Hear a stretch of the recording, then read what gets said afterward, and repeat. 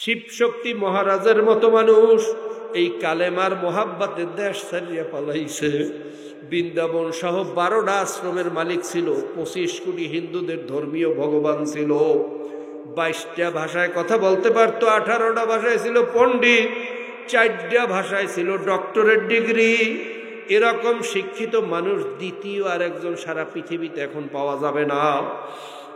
তার মেধার কারণে, শিক্ষার কারণে ভারতের হিন্দুরা তাকে ধর্মীয় ভগবান বলিয়া, ভগবানের অবতার বলিয়া সেজদা করত। জোরে কর নাউজুবিল্লাহ।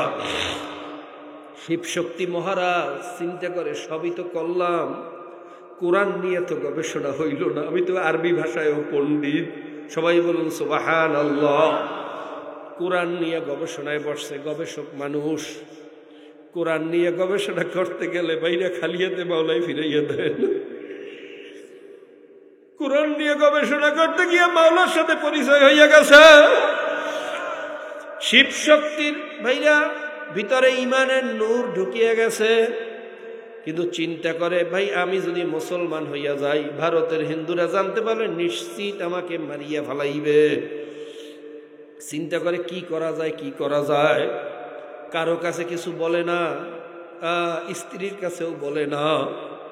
কিন্তু ইমানের নূর ভিতরে ঢুকছে, জ্বালা শুরু হইয়া গেছে, ঘুম খাওয়া বন্ধ, পাগল পাগল, যেদিকে তাকাবি সেদিকেই দেখবি আমি মাওলায় আছি। ভাইরা আসলেই আমরা বোকা হইয়া গেছি, অন্ধ হইয়া গেছি, আমাদের চিন্তা শক্তি নাই। ইন্না খলাকনাল ইনসানা মিন নুতফাতিন আমশাজিন নাবতালিহি ফাজআলনাহু সামিআম বাসীরা। আমার মাওলা কেমন কুদরতি মাওলা। ভেজাল্লা নাপাক পানির মাধ্যমে, যেই নাপাক পানির ভিতরে না আছে কোনো চেহারার আকৃতি, না আছে দাঁত, না আছে নাক, না আছে চুল, না আছে নখ, না আছে গোশত, না আছে হাড্ডি, না আছে রক্ত। এই ভেজাল্লা নাপাক পানি মায়ের উদরের ফ্যাক্টরির ভিতরে ফালাইয়া 10 মাস 10 দিন ঘুরাইয়া ফুরাইয়া এরকম সুন্দর চেহারার মানুষ কে বানাইল? আরো ধরে বলেন কে? দুনিয়ার কোন ডাক্তারের ক্ষমতা নাই। ভাইরা মায়ের পেটে মাওলায় যেইভাবে আমাদেরকে বাঁচাইয়া রাখে, দুনিয়াতে সেইভাবে বাঁচাইবে এরকম ক্ষমতা কারো নাই। মায়ের পেটে যখন ছিলাম ভাইরা মুখ দিয়া খাওয়া লাগে নাই, নাভি দিয়া মাওলায় খাওয়াইছে। পায়খানা পেশাব করার দরকার হয় নাই ভাইরা, নাক দিয়া শ্বাস করার দরকার হয় নাই। দুনিয়াতে আসার পরে এখন ভাইরা নাভি দিয়া ডাক্তাররা খাওয়াইয়া বাঁচাইতে পারে না। শ্বাস বন্ধ হইয়া গেলে আর বাঁচাইতে পারে না, পায়খানা পেশাব বন্ধ হইয়া গেলে বাঁচাইতে পারে না। ওই মায়ের পেটে বাঁচাইলো কেমনে, দুনিয়াতে বাঁচাইতেছে কেমনে? এই খেলা কার? আরো জোরে বলেন কার? অফি আনফুসিকুম আফালা তুবসিরুন। আমার মাওলা সেই কথাই বুঝি বলতে আছে, বান্দা বান্দি আমারে কোথায় তালাশ করো? তোর ভিতরেই তালাশ কর, দেখবি আমি মাওলারে পাইয়া যাবি। আনাহনু আকরাবু ইলাইহি মিন হাবলিল ওয়ারিদ। আমি তো শাহরগের চেয়েও কাছে অবস্থান করি। আফালা ইয়ানজুরুনা ইলাল ইবিলি কাইফা খুলিকাত। দেখ আমি কত সুন্দর করিয়া উটগুলারে বানাইছি। ভাইয়া মরুজাহাজ উট যখন মরুভূমিতে সফর করে, দুনিয়ার কোনো রাডারে ধরা পড়ে না। যখন মরুভূমিতে লু হাওয়া শুরু হইয়া যায়, উটের ভিতরে মাওলা এমন একখান রাডার ফিট করিয়া দেছে, উট বসতে পারে এখন লু হাওয়া হবে, অগ্নি হাওয়া হবে। বালুর ভিতরে মুখটা ঢুকাইয়া কিট করিয়া একটা আওয়াজ মারে, তখন মুসাফিররা বসতে পারে, এখন লু হাওয়া হইতে পারে। তাড়াতাড়ি সফর বন্ধ করিয়া উটগুলারে বান্ধিয়া খাতা কম্বল গায়ে দিয়া কোনো মতে জীবনটারে বাঁচায়। দুনিয়ার রাডারে স্যাটেলাইটে বাইরে যেই জিনিস ধরতে পারে না, উডের ভিতরে সেই রাডার স্যাটেলাইট ঢুকাইয়া দেশে কে? আরো ধরে বলেন কে? সেই কথাই বুঝি আমার মাওলায় বলতেছেন, আফালা ইয়ানজুরুনা ইলাল ইবিলি কাইফা খুলিকাত। দেখ আমি কত সুন্দর করে উটগুলারে বানাইছি। ওয়াইলাস সামাই কাইফা রুফিয়াত। দেখ আমি আসমানটারে কত সুন্দর করিয়া বুলন্দ করছি। ভাইরা এই প্যান্ডেলটা উঁচা করার জন্য আজকে কতগুলা খুঁটি লাগছে, কত টানা লাগছে, কত চেষ্টা লাগছে। এরপরেও যদি একটু দমকা হাওয়া শুরু হইয়া যায় এই প্যান্ডেল টিকে থাকার কোনো আশা করা যায় না। আর আমার মাওলা যে এত বড় আসমানটারে উঁচা বানাইয়া রাখছে, ওই সূর্যটারে যে ঝুলাইয়া রাখছে, ওই তারকাগুলারে যে লাগাইয়া রাখছে, বাইরের খুঁড়িও বা কোন জায়গায় লাগাইছে, টানাও বা কোন জায়গায় লাগাইছে, এ খেলা কার? আরো জোরে বলেন কার? বাইরা সূর্যের ভিতরে 2 কোটি ফারেনহাইট তেজের আগুন সবসময় জ্বলতে আছে। দুনিয়ার ভিতরে আমরা যতই কঠিন আগুন জ্বালাই ভাইরা, ইস্পাত লোহা গলাইতে 1500 থেকে 1600 ফারেনহাইট তেজের আগুন লাগে। আর ভাইরা টাইটানিয়াম যেটা দিয়ে প্লেন বানায়, এই শক্ত ধাতু গলাইতে সর্বোচ্চ 35 ফারেনহাইট, বাইরা 3500 ফারেনহাইট তেজের আগুন হইলে টাইটানিয়াম পর্যন্ত গলিয়া যায়। বাইরা কার্বন ফাইবার সহ যত শক্ত ধাতু আছে 5000 ফারেনহাইট উপরের তেজের আগুন দুনিয়াতে জ্বালানোই যায় না। তাহলে বাইরে আগুনের চুল্লি ফাটিয়া বাস্ট হইয়া যায়। আর সূর্যের ভিতরে 2 কোটি ফারেনহাইট তেজের আগুন, 2 কোটি ফারেনহাইট তেজের আগুন জ্বালাইছে কে? আরো জোরে বলেন কে? ওর তেল মোবিল ওর জ্বালানি দেয় কে? একই টাইমে ঠিক মতোই সূর্য পূর্ব দিক থেকে ওঠে, পশ্চিম থেকে ডুবে। কোনোদিন 1 মিনিট আগে ওঠলো না, কোনোদিন 1 মিনিট পরেও ডুবলো না। এত সুন্দর নিয়ম মানাইয়া এই সূর্যগুলা এই দুনিয়াটারে চালায় কে? আমার মাওলারে কেমনে দেখতে চাও রে কপাল পোড়া?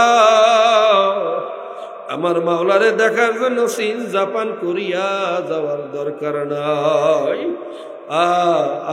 ইলাস সামাই কাইফা রুফিয়াত ওয়া ইলাল জিবালি কাইফা নুসিবাত। দেখ আমি কত সুন্দর গুড়িয়া পাহাড় গুলারে গাড়িয়া দিছি। ভাইরা পাহাড় গুলা দেখলে মনে হয় সমুদ্রের মাটি কাটতে মাওলা মনে হয় পাহাড় বানাইছে। কে কাটছে, কে উঁচা করছে? আল্লাহ। ভাইরা মাউন্ট এভারেস্টের উচ্চতা তো আপনারা জানেন, মেঘের উপরে, অনেক উপরে, যার কারণে মাউন্ট এভারেস্টের উপরে বরফ জমতে থাকে। এই পাহাড়গুলারে জমিনের উপরে এত উঁচা বানাইছে কে? আরো জোরে বলেন কে? ওয়াল আরদা বাদা যালিকা দাহাহা। এই জমিনটারে মাওলা কত সুন্দর করে বিছাইয়া দিয়েছে। আমার মাওলা বলে বান্দা চল, পানি লাগবে তোদের চলার জন্য। আখরাজা মিনহা মাআহা ওয়া মারআহা। আমি পানির ব্যবস্থা করিয়া দিছি। ওইটা পানির ভিতরে ময়লা ফালাবো, নষ্ট হইয়া যাইবে। আমার মাওলা আগেই জানেন, এই জন্য পানির ভিতরে জোয়ার ভাটার ব্যবস্থা করিয়া দিয়েছে কে? এই জোয়ার ভাটার মাধ্যমে সমস্ত ময়লাগুলাকে সাগরের মধ্যে নিয়ে যায় কে? সাগরের ভিতরে আবার কোটি কোটি হেক্টর টন নোনা পানি মাওলায় রাখছে। ওই নোনা পানির মাধ্যমে সমস্ত ময়লাগুলাকে নেস্তনাবুদ করিয়া ফেলায়। বৈজ্ঞানিকরা বলে যদি সমুদ্রের ভিতরের পানি নোনা না হইতো, এই দুনিয়া সব বিষাক্ত হইয়া ভাইরা ভাইরাস লাগিয়া সমস্ত মানুষ না এমনকি পশু পাখি গাছপালা সব মারা যাইত। আমার মাওলা এত ভারসাম্যতা রক্ষা করিয়া সমুদ্রের ভিতরে নোনা পানি বানাইছে। আবার ওই নোনা পানি নদীর ভিতরে ঢোকে, কিন্তু কি আশ্চর্য ঘটনা, নদীর ভিতরের পানি আর নোনা থাকে না, সব পানিগুলা মিষ্টি পানিতে রূপান্তরিত হইয়া যায়। আমার মাওলা আগে থেকেই জানেন যদি নদীর ভিতরে নোনা পানি ঢুকাইয়া দেয় ফসল নষ্ট হইয়া যাইবে। আমার বান্দাবান্দি কি খাইবে? গাছের পাতাও খাইতে পারবে না, বড় কষ্ট হইবে। এই জন্য নদীর ভিতরে বাইরে আমরা যেখানে বসবাস করি সেখানে নোনা পানি ঢুকতে দেয় না কে? জোরে বলেন কে? মারাজাল বাহরাইনি ইয়ালতাকিয়ানি বাইনাহুমা বারযাখুল লা ইয়াবগিয়ান। আমার মাওলা মহাসাগর সম্পর্কে বলতে আছেন, দেখ আমি সাগরের ভিতরে, নদীর ভিতরে, পানির ভিতরে কেমন একটা পর্দা লাগাইয়া দিছি। বাইরা আটলান্টিক মহাসাগরের পানি প্রশান্ত মহাসাগরের সাথে মেলে না। প্রশান্ত মহাসাগরের পানি আমেরিকান ওশানের সাথে মেলে না, আমেরিকান ওশানের পানি ভারত মহাসাগরের সাথে মেলে না, ভারত মহাসাগরের পানি বঙ্গোপসাগরের সাথে মেলে না, এমনকি পদ্মার পানি মেঘনার সাথে মেলে না, মেঘনার পানি পদ্মার সাথে মেলে না। অথচ একই রাস্তা দিয়ে চলতে আছে। বন্যায় পানি ভাইরা কিভাবে ঘুল্লা খাইতে আছে, কিন্তু দুই পানির ভিতরে একটা অদৃশ্য ফিল্টার, অদৃশ্য পর্দা লাগাইয়া দেশে কে? দুনিয়ার কোন বৈজ্ঞানিক, কোন দার্শনিক, কোন সাইন্টিফিক এই পানির ভিতরে গাইবী পর্দা লাগাইয়া পার্থক্য করিয়া রাখতে পারবে? এই খেলা কার বাবা? এই খেলা কার? আবার মাওলারে কেমনে দেখতে চাও? আমার মাওলা শুধু জমিনই পানি না, আসমান থেকেও পানি বর্ষণের ব্যবস্থা করছেন। আন্না সাবাবনাল মাআ সাব্বা, আমার মাওলা আসমান থেকে বৃষ্টি বর্ষণের ব্যবস্থা করছেন। আলাম তারা আন্নাল্লাহ ইউজি সাহাবা, আমার মাওলা মেঘগুলাকে উড়াইয়া নিয়ে আসেন। সুম্মা ইউআল্লিফু বাইনাহু, একটা মেঘের সাথে একটা মেঘের জোড়া লাগায়। আল্লাহ পাক বলছে আমি জোড়া ছাড়া কিছু বানাই নেই, সব জোড়ায় জোড়ায় বানাইছি। আমার মাওলা মেঘের ভিতরে স্বামী স্ত্রী বানাইছে, জোড়া বানাইছে। মাওলার সৃষ্টি রহস্যের ভিতরে হইল জোড়া, স্বামী আর স্ত্রী, মেইল আর ফিমেল, নেগেটিভ আর পজিটিভ।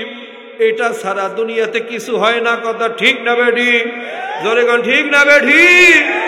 এমনকি বাইরে মেঘের ভিতরেও স্বামী স্ত্রী বানাইছে কে? বিজ্ঞান কেবল মাত্র জানতে পারছে মেঘের ভিতরে দুই ধরনের পাওয়ার, নেগেটিভ পজিটিভ, মেইল ফিমেল, দুই ধরনের পাওয়ার যখন মেঘের মধ্যে মিল হয়, মেঘগুলা গলিয়া গলিয়া বৃষ্টি আকারে দুনিয়ার ভিতরে পড়তে থাকে।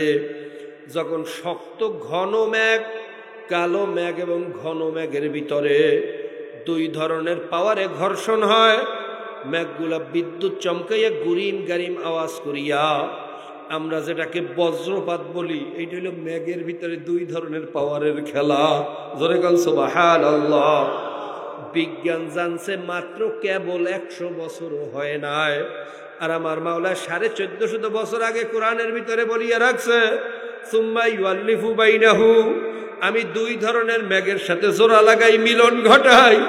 ফামাইয়া জালহু রুকামা, কখনো মেঘকে উপরে উঠাই, কখনো নিচের দিকে নামাই। ইউসিবু বিহি মাইয়াশা, আমি যেখানে চাই সেখানে বৃষ্টি বর্ষণ করি। ওয়াসরিফুহু আম্মাইয়াশা, আমি যেখানে চাই না সেখানে বৃষ্টি বর্ষণ করি না। ইন্নাল্লাহা আলা কুল্লি শাইইন কাদির, এই সব ক্ষমতা জোরে বলেন কার? আরো জোরে বলেন কার? কার? কার? আল্লাহু কারীম, আল্লাহু রহিম। মাবুদ তোমাকে চেনার তৌফিক দিয়া দাও, তোমার না চিনে কবরে নিও, তোমার না চিনে কবরে নিও না। আল্লাহ ভাইরা, আফসোস এবং কষ্ট, কাফের মুশরিকরা লাইন ধরিয়া সব মুসলমান হইতে আছে। বড় বড় বৈজ্ঞানিকরা গবেষণা করিয়া মাওলার পরিচয় ভাইয়া মুসলমান হইয়া যায়। আর কপাল পোড়া মুসলমানের গোষ্ঠী ইসলাম বোঝে না, মাওলার চেনে না, ইহুদি খ্রিস্টানের দালালি করে। আখারে আফসোস, 92% মুসলমানের দেশে কুফরি আইন কেমনে চলে? আসলে মাওলার চেনে না, আমার মাওলার পরিচয় পায় নাই। কপাল পড়ছে, দুনিয়াতেও জিল্লতি হবে, আখেরাতেও হবে। ভাইরা, আজকে ইউসুফ ইউহেনার মতো বিখ্যাত ক্রিকেটার, টাকার অভাব নাই, সম্মানের অভাব নাই, মালিকের পরিচয় পাইছে, কালেমা পড়িয়ে মুসলমান হইয়া গেছে। আজকে ভাইরা টনি ব্লেয়ারের শালী লরেন বুথ, ব্রিটিশ সাবেক প্রধানমন্ত্রী টনি ব্লেয়ার, যেই ব্রিটিশ আইনে সারা দুনিয়াটা চলতে আছে, সেই ব্রিটিশের প্রধানমন্ত্রী ছিল টনি ব্লেয়ার। তার শালী লরেন বুথ আমার মালিকের পরিচয় পাইয়া মুসলমান হইয়া যায়। আর কপাল পোড়া মুসলমানের গোষ্ঠী, আল্লাহ। লরেন বুথ গেছে আফগানিস্তানে জার্নালিস্টের কাজে। যুদ্ধ চলাকালীন সময় মুজাহিদদের হাতে ধরা পড়িয়া গেছে। মুজাহিদরা চিন্তা করলো ঘটনা কি, এই মহিলা কোনো জাসুসি করার জন্য আসছে নাকি, গোয়েন্দাগিরি করার জন্য আসছে নাকি, পরীক্ষা নিরীক্ষা করার জন্য তাকে গ্রেপ্তার করিয়া ক্যাম্পে নিয়ে গেছে। লরেন বুথ ভয়ে অস্থির, চেহারা লাল হইয়া গেছে যে আমার মতো সুন্দরী যুবতী লক্ষের ভিতরে একজন হয় না। এরকম সুন্দরী মেয়ে পাওয়ার পরে আমার সাথে কি আচরণ হবে আমি ভালো করিয়া জানি। আমাদের সৈন্যরা কি করে আমি জানি, আমার সাথেও সেই আচরণ হবে। ভয়ে ভাইরা চেহারা নীলা হইয়া গেছে। কিন্তু কি আশ্চর্য ঘটনা, কি মাওলার কারিশমা। মুজাহিদরা তাকে ধরিয়ে নেওয়ার পরে প্রয়োজনের খাতিলে যতগুলা প্রশ্ন করা দরকার প্রশ্ন করছে, কিন্তু তার চেহারার দিকে একবারও চক্ষু তুলিয়া তাকায় না, তার চোখের দিকে তাকায় না, জমিনের দিকে তাকাইয়া প্রশ্ন করিয়া জিজ্ঞাসাবাদ শেষ হওয়ার পরে সম্মান ইজ্জতের সাথে নিরাপত্তার সাথে তাকে দেশে ফিরিয়া যাওয়ার ব্যবস্থা করিয়া দিয়েছে। এই আচরণ দেখার পরে লরেন বুথ পাগল হইয়া গেছে। ঘটনাটা কি? এ কি আশ্চর্য ঘটনা! আমার মতো এরকম সুন্দরী মেয়ে দেখার জন্য মানুষ পাগল। আমাকে কবজায় পাওয়ার পরও আমার চেহারার দিকে পর্যন্ত তাকায় নাই। কোন শিক্ষায় কোন আদর্শে তাদের চেহারা নিচের দিকে রাখলো, আমার সেই শিক্ষা সম্পর্কে জানা লাগবে। লরেন বুথ পাগলের মতো হইয়া গেছে। ভাইরা শুনতে পারলো মুসলমানদের মূল কিতাব হইল কোরআনুল কারীম। জোরে কোন সুবহানাল্লাহ। লরেন বুথ শিক্ষিতা মহিলা, তাড়াতাড়ি ইংরেজি বাইরা অনুবাদ একটা কোরআনুল কারীম নিয়ে আসছে। কোরআনুল কারীম নিয়ে গবেষণায় বসে গেছে। ঘুম নাই, খাওয়া নাই, পাগল হইয়া গেছে। ঘটনাটা কি, ঘটনাটা কি? মাওলার কোরআন নিয়ে যদি কেউ গবেষণা করে, মাওলা তারে খালি হাতে ফিরাইয়া দেয় না। এইটাই হলো কোরআনের সবচেয়ে বড় মুজিজ। জোরে কোন সুবহানাল্লাহ। লরেন বুথ কোরআন নিয়ে গবেষণা করতে গিয়ে পৃষ্ঠা উল্টায় আর আশ্চর্য হয়, পৃষ্ঠা উল্টায় আর আশ্চর্য হইয়া যায়। এটা কেমন কিতাব! এই কিতাবের সাথে তো দুনিয়ার কোনো কিতাবের মিল নাই। এই কিতাব আরবি সাহিত্যের দিক থেকে শ্রেষ্ঠ সাহিত্য, গল্পের দিক থেকে শ্রেষ্ঠ গল্প, আদর্শের দিক থেকে শ্রেষ্ঠ, আদবের দিক থেকে শ্রেষ্ঠ, ছন্দের দিক থেকে শ্রেষ্ঠ। এই কিতাব মানুষের কিতাব হইতে পারে না। এই কিতাব নিশ্চয়ই আসমানি আল্লাহর কিতাব। জোরে কোন সুবহানাল্লাহ। যখন লরেন বুথের ভিতরে ইয়াকিন হইয়া গেছে, লরেন বুথ কালেমা পড়িয়া মুসলমান হইয়া যায়। আর কপাল পোড়া মুসলমান, বিনা দরখাস্তে মুসলমানের ঘরে জন্ম হইয়া, বিনা চেষ্টায় ইমানের দাওয়াত পাইয়া কাফের মুশরিক ইহুদি খ্রিস্টানের পিছনে ঘরে আর তাদের দালালি করে। কি খাইবে, কেমনে বাঁচবে, এই চিন্তায় ভাইরা ইসলামের বিরুদ্ধে লাগিয়া যায়। আর লরেন বুথের মতো মানুষ এই চিন্তা করে নাই বাঁচবো না মরবো। ভাইরা এই চিন্তা তার ভিতরে আসে নাই আমার পাওয়ার ক্ষমতা সম্পদ কিছু থাকবে না না থাকবে, এই চিন্তা লরেন বুথ করে নাই। কালেমার মোহাব্বত ভিতরে ঢুকছে, কালেমা পড়িয়া মুসলমান হইয়া গেছে। শিব শক্তি মহারাজের মতো মানুষ এই কালেমার মোহাব্বতের দেশ ছাড়িয়া পালাইছে। বৃন্দাবন সহ 12টা আশ্রমের মালিক ছিল, 25 কোটি হিন্দুদের ধর্মীয় ভগবান ছিল, 22টা ভাষায় কথা বলতে পারতো, 18টা ভাষায় ছিল পণ্ডিত, 4টা ভাষায় ছিল ডক্টরেট ডিগ্রি। এরকম শিক্ষিত মানুষ দ্বিতীয় আরেকজন সারা পৃথিবীতে এখন পাওয়া যাবে না। তার মেধার কারণে, শিক্ষার কারণে ভারতের হিন্দুরা তাকে ধর্মীয় ভগবান বলিয়া, ভগবানের অবতার বলিয়া সেজদা করত। জোরে কর নাউজুবিল্লাহ। শিবশক্তি মহারাজ চিন্তা করে সবই তো করলাম, কোরআন নিয়ে তো গবেষণা হইল না, আমি তো আরবি ভাষায়ও পণ্ডিত। সবাই বলুন সুবহানাল্লাহ। কোরআন নিয়ে গবেষণায় বসছে গবেষক মানুষ। কোরআন নিয়ে গবেষণা করতে গেলে বাইরে খালিয়াতে মাওলাই ফিরাইয়া দেন। কোরআন নিয়ে গবেষণা করতে গিয়ে মাওলার সাথে পরিচয় হইয়া গেছে। শিব শক্তির ভাইরা ভিতরে ইমানের নূর ঢুকিয়ে গেছে, কিন্তু চিন্তা করে ভাই আমি যদি মুসলমান হইয়া যাই, ভারতের হিন্দুরা জানতে পারলে নিশ্চিত আমাকে মারিয়া ফেলাইবে। চিন্তা করে কি করা যায়, কি করা যায়। কারো কাছে কিছু বলে না, স্ত্রীর কাছেও বলে না, কিন্তু ইমানের নূর ভিতরে ঢুকছে, জ্বালা শুরু হইয়া গেছে, ঘুম খাওয়া বন্ধ, পাগল পাগল ভাব। স্ত্রী জিজ্ঞেস করে, স্বামী ঘটনা কি? তোমার চেহারা এরকম বিভৎস কেন? চোখের ভিতরে পানি কেন? তোমার খাওয়ারও ঠিক নাই, ঘুমেরও ঠিক নাই, ঘটনা কি? শিব শক্তি বলে, বিবি কি হইছে জানি না, আমার কলিজার ভিতরে খালি জ্বলে, কলিজার ভিতরে খালি জ্বলে।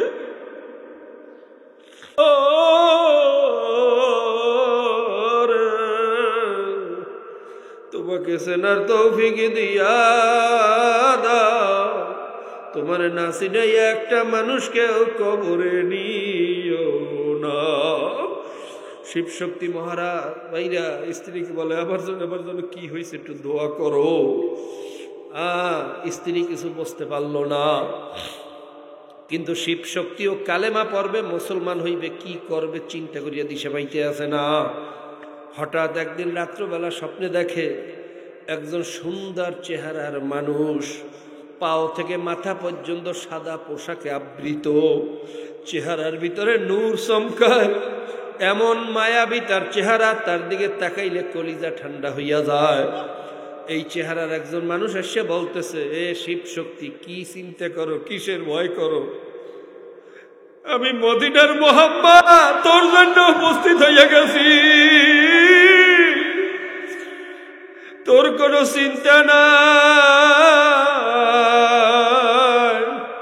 আয় আমার হাতে হাত দে, কালেমা পড়, লা ইলাহা ইল্লাল্লাহু মুহাম্মাদুর রাসূলুল্লাহ সাল্লাল্লাহু আলাইহি ওয়াসাল্লাম।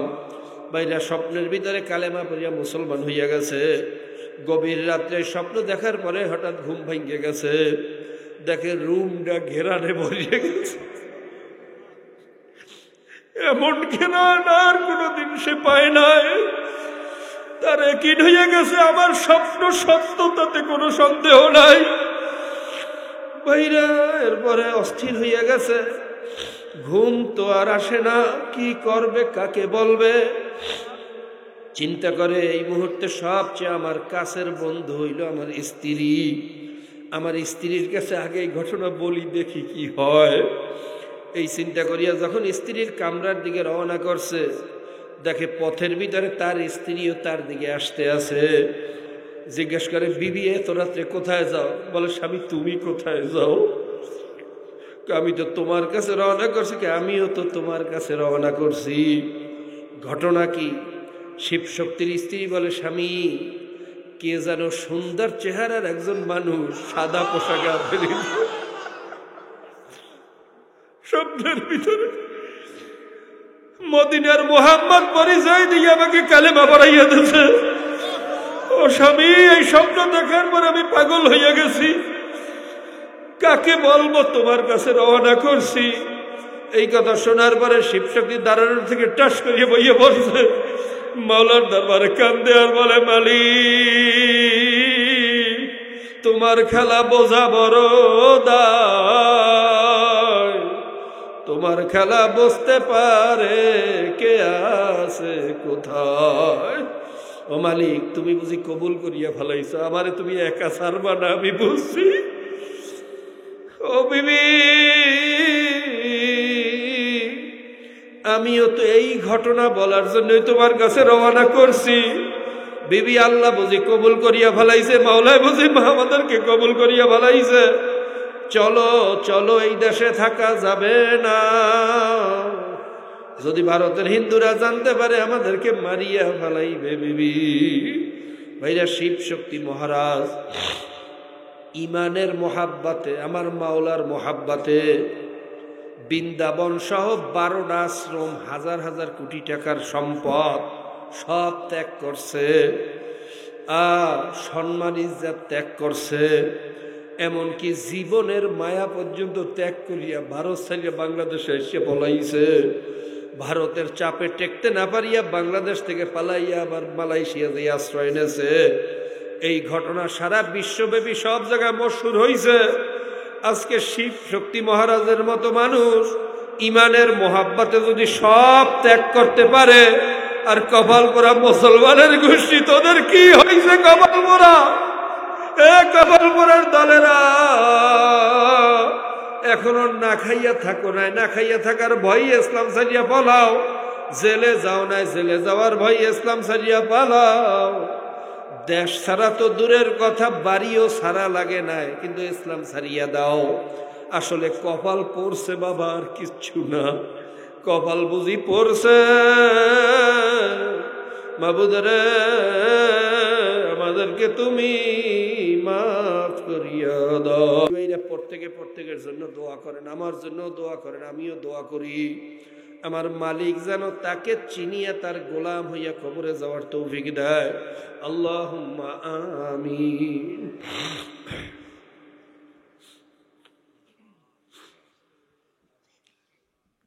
আল্লাহ, কি বলছি তোমার বান্দা বান্দিরা কি বলছে জানি না, যা মনে আসছে তাই বলছে। যেইভাবে আলোচনা করার দরকার সেভাবে করতে পারি না। আল্লাহ, তোমার বান্দারা তো বড় আশা করিয়া আসছে, খালি হাতে ফিরাইয়া দেবা না, খালি হাতে ফিরাইও না। একটা মানুষকেও খালি হাতে ফিরাইয়া দিও না। সবাইকে তুমি কবুল ও মঞ্জুর করিয়া আল্লাহ। আল্লাহ, আমি শুরুর দিকে সামান্য ইসলাম মুসলমানি বোঝানোর চেষ্টা করছি, শেষের দিকে তোমার একটু পরিচয় দেওয়ার চেষ্টা করছি। আল্লাহ, পিপিলিকে কোনোদিন পাহাড়ের পরিচয় দিতে পারে না, গোলাম কোনোদিন মালিকের পরিচয় দিতে পারে না, গোলাম কি মালিকের পরিচয় দিতে পারে না। তোমার পরিচয় তুমি দিয়া দাও, তুমি দিয়া দাও, তুমি দিয়া দাও। তোমার নাসি নাই একজনেরও বিদায় দিও না।